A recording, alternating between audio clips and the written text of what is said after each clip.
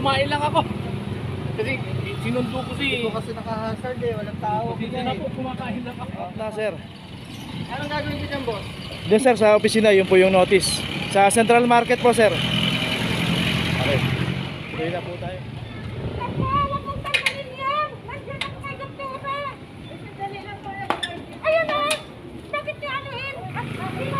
Ayan po, balabog po. Una-una ako, ma'am. Yung parada niyo po nakapalibang. Maliwanag. Ito yung driver.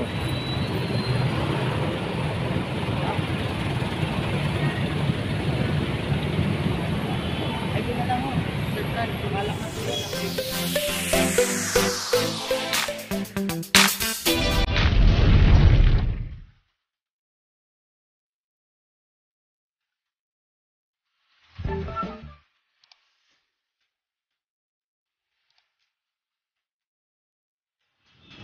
Ayan o. Magandang hapon mga kabayan.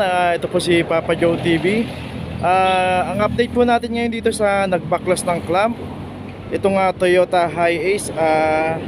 Sa ngayon po hindi pa rin po pumupunta dito yung may-ari nito.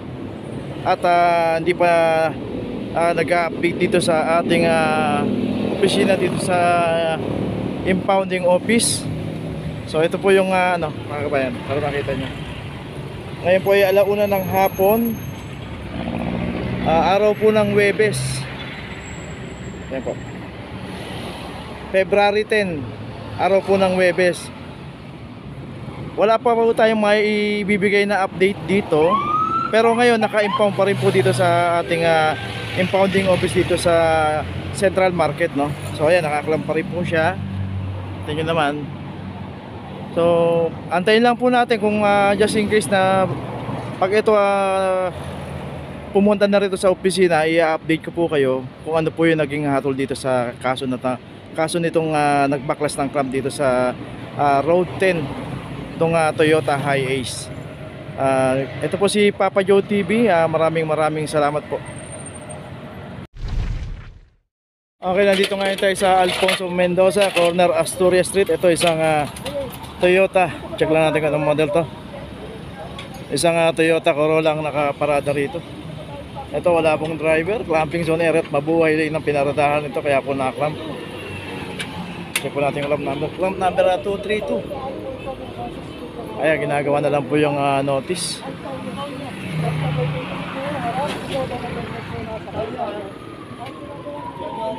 Alas kanto rin ng Antonio Street itong pagkakaparada nito, no? Sa kahabaan ng Alfonso Mendoza Street. Okay, tuloy na po tayo. Ayun, tuntahan pa natin yung kabila rito. May tatawid lang tayo sa kabila. Ang ala niyo bukas! Okay, di na mo tayo tatawid, no? Kasi merong ano. Ito, video na lang ako natin dito. Ito yung kabilang side naman, no? Galing tayo doon kanina. Tapos ito naman yung isang sasakyan na isang Toyota rin po ang nakaparada rito. Ayan, wala pong driver at clamping zone area yung pinaradahan niya. Kaya po na-clamp, ayun, mayroon na pong clamp number. Clamp number 236. Ayan, ginagawa na lang po yung notice ng ating agent, Sir Mendoza. Okay, tawid na po tayo. Tawid na po tayo.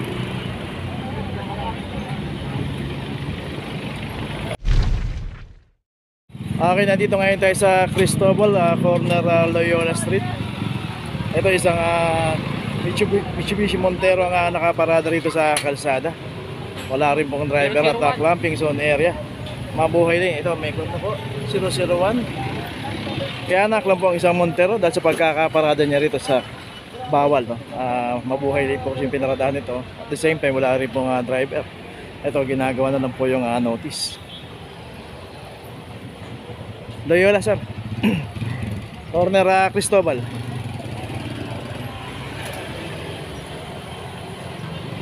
Iwasan po natin pumarada sa mga bawal. At kung paparada tayo, make it sure na mayroong driver. Ayan, nilalagay na po yung clamp. Ang kaukulang penalty po nito is 900 pesos. Okay. 100. Tuloy na po tayo. Okay, nandito ngayon tayo sa Loyola Street, corner Maceda. Ito isang Mitsubishi Mirage ang nakaparada rito. Wala pong driver. Clamping zone area at mabuhay lane po. Ito may club number na po, 119. Kaya pinicture na rin po ng ating agent, Sir Sibukaw, para siguradong walang tao habang kinaklamp. Ayan, kasama rin po natin si Sir Desierto rito, no? Massive joint operation po ng Team Delandar at Team Aguilang ginagawa nating operation dito. So sa dami ng mga nakahimpil at mga nakaparada sa mga illegal parking dito ng mga sasakyan, lahat po ng madadaanan po natin na walang driver, automatic na po yun na makaklamp. Ayan. Ayan, dyan na po yung notice at may kaukulang nakaklamp na, sir. Anong gagawin dito, boss? Doon, sir, sa opisina, yun po yung notice. Sa Central Market po, sir. Okay, nandito ngayon tayo sa Lumen Street Extension, corner G. Tuason. Ito isang Mitsubishi Adventure ang nakaparada rito. Ayan, pinipicture na rin ng ating agent, Sir Sibukaw, para siguradong walang tao habang kinaklamp. 005. Ito, nakaklamp po. 005. Mabuhay lang na clamping zone area po ang kabaan ng Blooming Street. Kaya iwasan po natin pumarada. Ito, meron din isang nakaparada rito na Toyota Revo, pero may driver. Aalis na lang po rito sa kanyang pinaparadahan. Okay, yan, ginagawa na lang po yung notice dito.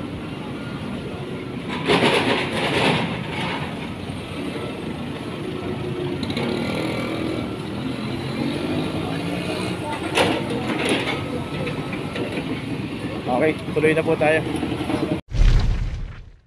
Okay, nandito ngayon tayo sa Santol Street, corner Ramon Magsaysay.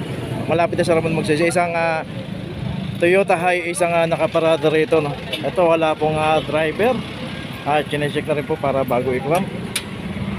Mabuhay lane at clamping zone area po. Ito, may clamp number 123. Sir, kasi sa kumain lang ako. Kasi sinundo ko si... Ito kasi naka-hazard eh, walang tao. Kasi na po, kumakain lang ako. Kasabi ko na yung mga tubugan namin.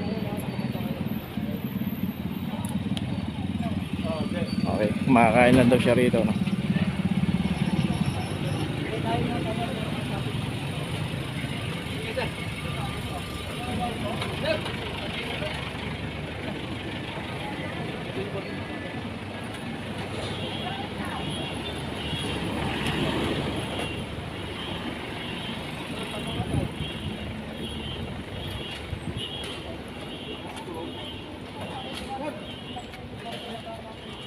Kumakain lang ako. Kasi sa akin yun. Kumakain lang ako sa... So ito yung mga check natin kung mga sasakyan. Ito may mga ticket. Oh, ito wala. Ito makaklamp din tong sasakyan dito. Teka, check lang natin ito isa. Pa tayo makapasok. Ito isang Hyundai Grand Rio. Ito sa wala rin pong tao to. Naka-double parking na kasi rito sa mga sasakyan dito nakaparada. Ito club number 144. Saka yung isang sasakyan dito yung Nissan X-Trail. So dalawang sasakyan. Check pa natin ito isang Toyota Hilux dito. Ganun din wala rin pong ay may tao. So dito may driver. Tagal na dyan, yung puti. Yung puti. Yun. Ano mo muna? Ito kasi natutulog yung driver dito. Kaya paalis na lang dito sa pagkakaparada niya. Ito lang, hanggang dito lang. Yan, hindi na yung mga yan. Nasa loob na yan.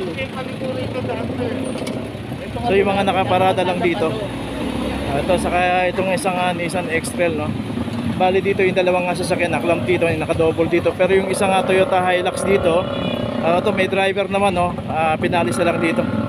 Kaya hindi siya nasama sa naklamp. Ito check lang natin yung clamp number nito. Clamp number 002. Okay.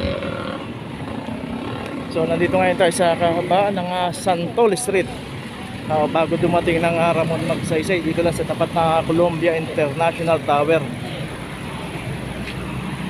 Okay, tuloy na po tayo.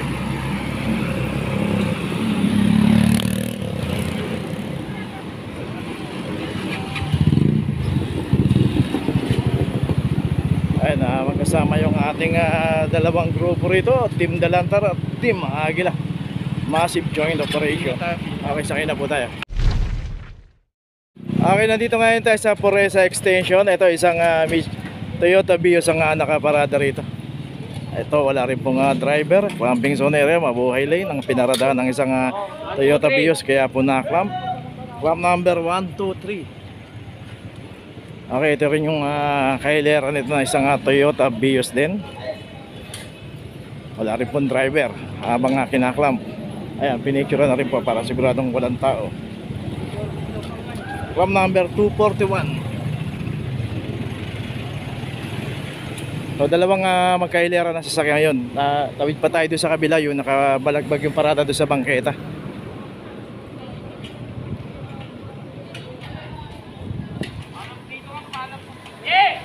Okay, ito kinaklap na po, clamp number 205. Yar! So, kita naman natin yung pagkakaparada nito, no? Halos sa hinarangan na yung bangketa, nakausli pa yung likod nakausli pa yung likod sa kalsada.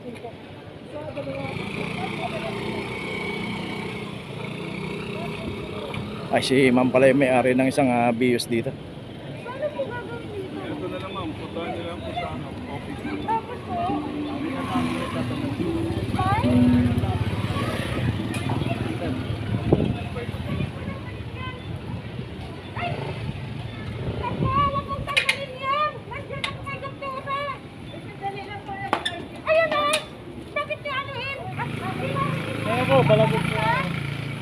Okay,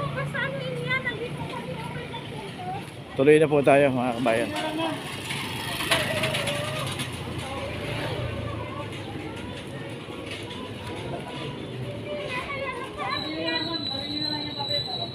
Una-una ako, ma'am. Yung parada niyo po nakabalibag. Maliwanag niyo po sa opisina, ma'am. Nakabalibag po yung parada niyo. So yun kasi hindi inayos ni ma'am yung pagkakaparada ron.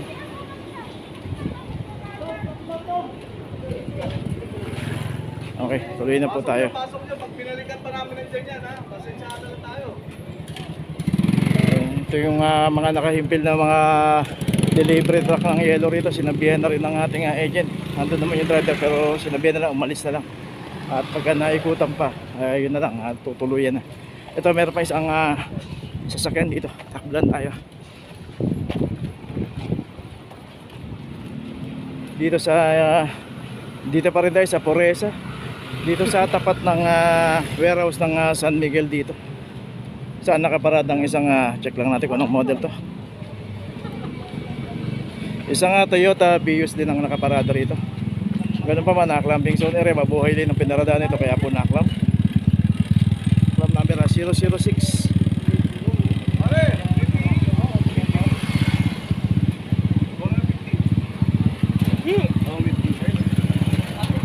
Ayun, Poresa Corner Mithi Street ang eksaktong address nitong pinaradahan ng isang Toyota Vios.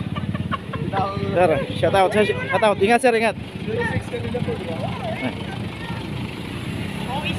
Okay. Thank you.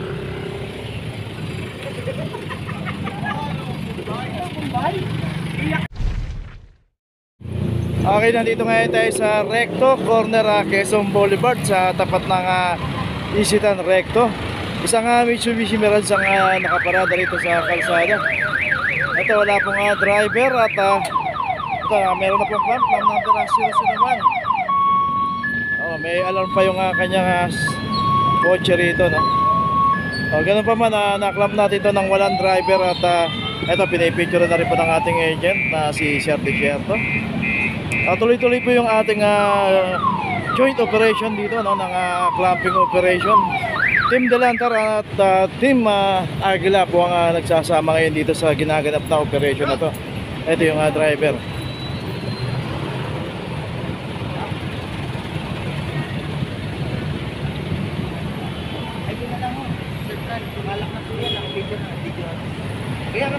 Hindi, doon sa tralo. Dali nyo na lang mo yung papel. Ayun sir yung Tapos notice. na lang po. Wala akong problema. Lalakad pa tayo dito. Wala sir, ano? Lapit lang naman dito. Malapit sa ano sir, malapit sa City Jail na po. Tabi lang po doon.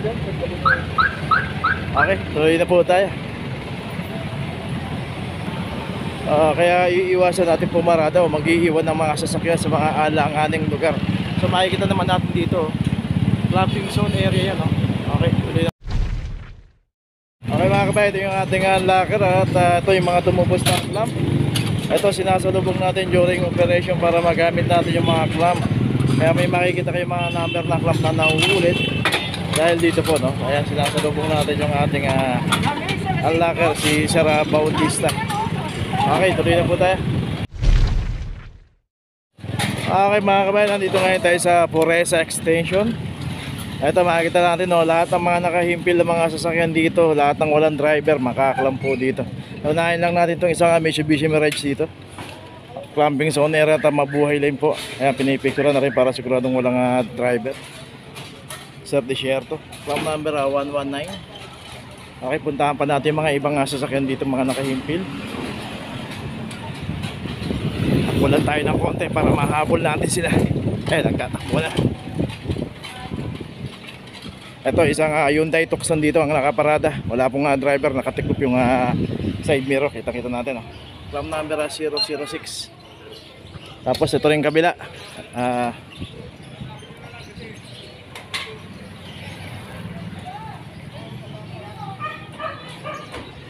Ito clamp number 239. Okay, yung mga naka-impil pa rin ito, no? Uubusin natin to lahat ng mga sasakyan ng mga naka-impil dito at walang mga driver. Clamp po lahat to. Ito isang Toyota Revo. Clamp number 198. Saan natin to?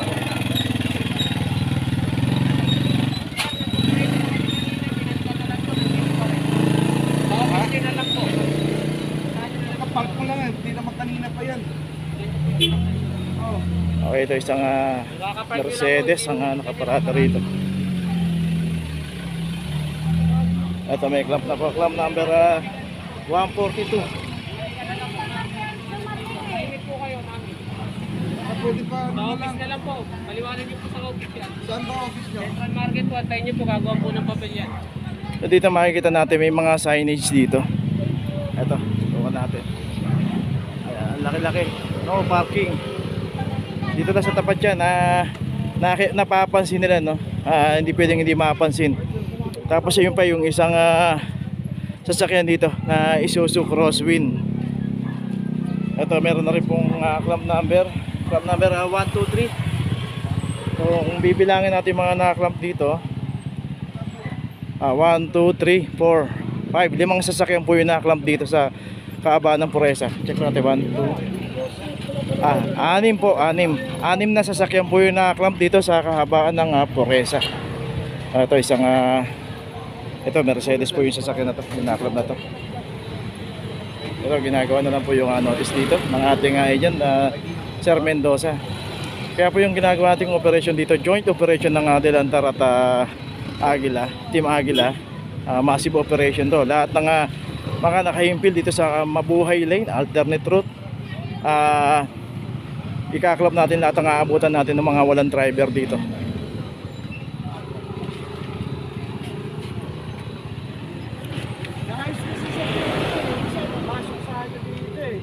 Ay, dito kayo sir. Oo, dito, sa kanila ako sir.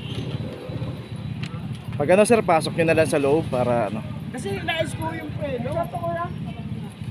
Yung motor ba inaano rin sir? Hindi, ano lang kami sir, mga 4 wheels lang po. Kasi hindi yung motor ko baka mamit. Hindi naman po, basta yung 4 wheels lang. Clamping po, 4 wheels lang po ang 900 to po sir. 900 po sir sa ano. Diyan lang sa Central Market. Oo. Hindi na-club din yung kay sir, yung sa Station 8. Opo. Kilalo si Tata Jeff de Los Santos. Ayan, bibigyan na lang po yung notice na. 900 pre. So yun, ulitin po natin ang 6. Kahit sino sir, kahit sino. Kahit sino sir, pwede po. May pupunta na lang pong unlocker dyan para tanggalin po yung Oo, clamp. oo. Sige, salamat po. Ayan o, 6 na sasakyan po yun na club natin dito sa kahabaan ng Forest Extension.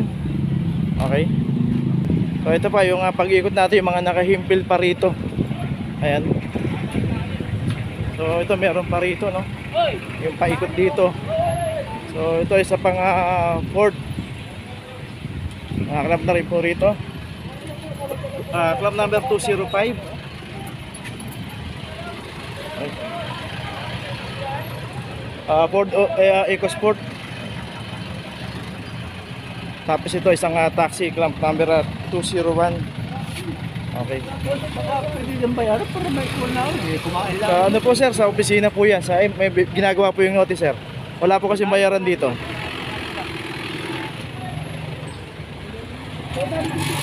So dito nagulantang sila sa pagdating natin dito kasi hindi nila expected na ito magkakaroon ng operation dito. Tapos ito rin isang club number 005. Okay, isang Toyota Vios to ang nakaparada rito. Kaya ginagawa na lang po ni Sir Mendoza yung mga notice dito. So dito yung pag-ikot natin, 3 sasakyan naman yung na-club natin. Tapos 6 dun sa Paglikuro, no, sa Forest Extension. So ang suma total nito 9 na sasakyan ang na-club natin dito sa kahabaan ng Forest Extension. Okay, tuloy na po tayo. Dito na ngayon tayo sa opisina ng clamping sa impounding dito sa Central. Dito na po nagtatapos ang ating vlog. Maraming salamat po sa mga subscriber, sa mga viewers, sa mga napadaan po sa ating channel. Maraming salamat po sa mga suporta nyo. Sa mga hindi pa po nakakapag-subscribe, subscribe na po tayo mga kabayan. Maraming salamat po. Mabuhay Manila. God first.